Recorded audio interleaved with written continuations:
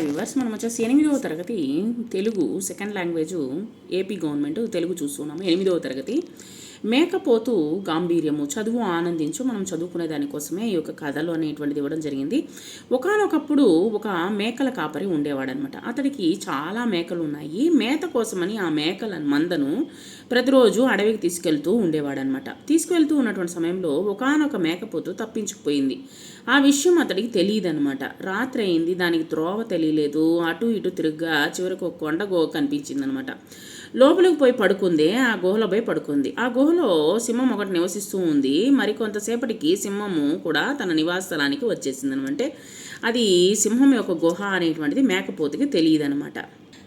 సింహము తన గుహలో పడుకుని ఉన్నటువంటి మరొక జంతువును చూసింది. చీకట్లో మేకపోతు కళ్ళు మెలమెలా మెరుస్తూ ఉన్నాయి. దానికి పెద్ద గడ్డము, వాటికి తోడు వాడిగా ఉన్నటువంటి కొమ్ములు, వీటన్నిటినీ ఉన్నటువంటి ఆ యొక్క వింత జంతువును చూడగానే సింహానికి భయం వేసింది. ఏంట్రా ఇలాగుంది? అలాంటి వింత జంతువును సింహము ముందెన్నడూ చూసి ఉండలేదు. ఎందుకంటే జంకుతూ ఏం చేయాలో తోచక సింహము అలాగే గుహ ముంగిట నిలబడిందనమాట. ఏం చేయాలో అర్థం కాలేదు. మన గుహలో పోయి కూర్చొని ఉన్నది అని అనుకుంది. మేకపోతుకు కూడా సింహాన్ని చూడగానే గుండె గుబల్యమన్నది. ఎందుకంటే భయాన్ని బయటకు కనిపించకుండా ప్రాణాలను గుప్పెట్లో పెట్టుకుని మేకపోతు అలాగే పడుకుంటుందన్నమాట. సింహము బారి నుండి బయటపడి ఎలాగైనా ప్రాణాలు దక్కించుకోవాలి, ఎలాగైనా సరే ఆలోచిస్తూ కూర్చొని ఉందన్నమాట. తెల్లవారుతుండగా బయటకు వచ్చింది మేకపోతు. సింహం జంకును కనిపెట్టి మేకపోతు నీవెవరు అని గద్దించింది. నేను సింహాన్ని, మృగరాజుని అని చెప్పిందనమాట. చెప్పేసరికి బిడి పడుతూ చెప్పిందనమాట. తామెవరు అని భయంగా తడబడుతూ అడిగింది సింహం అనమాట. ఎందుకంటే దాన్ని చూసి భయపడుతూ ఉంది సింహం. ఓహో, నీవేనా సింహానివి, మృగరాజువా? నా అదృష్టం పండింది. 1000 ఏనుగులను, 100కు పైగా పులులను నేను ఇప్పటికి వరకు చంపాను తెలుసా అని చెప్పనిందనమాట. సింహాన్ని చంపే వరకు ఈ గడ్డం తీయనని ప్రతిజ్ఞ చేశాను అని చెప్పేసి, ఈనాటితో నా దీక్ష పూర్తయినట్టే. ఇప్పుడే నిన్ను చంపిన ఆ గడ్డము పీడ వదిలించుకుంటాను అని చెప్పేసి తలను మోరగించి గంభీరంగా మేకపోతూ ముందు కాళ్ళు 2 పైకి ఎత్తి ఒక దూకు దూకిందనమాట. అది చూసినటువంటి సింహం అడలిపోయిందనమాట. ఎందుకంటే పరువులు అందించుకుంది. ఎందుకంటే భయపడిపోయిందనమాట మేక.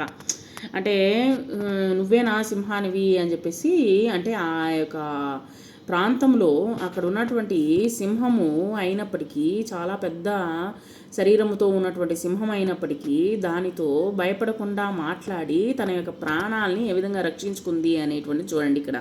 సో తలను మోరగించి గంభీరంగా పైకి పారిపోయింది అనమాట. ఎగురుకుంటూ పారిపోయింది.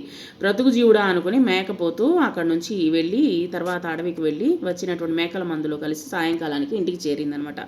కాబట్టి ఇక్కడ డాబు ప్రదర్శించే డంబము రాయళ్ళు ఒట్టి దర్పాన్ని ప్రదర్శించినప్పుడు అంతా డాబేనని అనడానికి పలుకుబడిని తరచూ ఉపయోగిస్తూ ఉంటాము.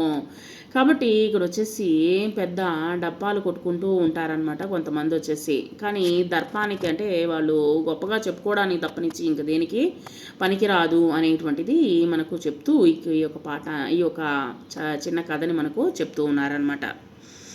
కాబట్టి ఇక్కడ ఇంకో విషయం కూడా మనము తెలుసుకోవచ్చు. మనము దేనికి భయపడకూడదు. అక్కడ ఎదురుగా ఉన్నటువంటి సింహం అయినా సరే దాన్ని చూసి భయపడకూడదు. భయపడకుండా మనం మాట్లాడాలి అనేటువంటిది ఇక్కడ మనకు తెలియజేస్తూ ఉంది.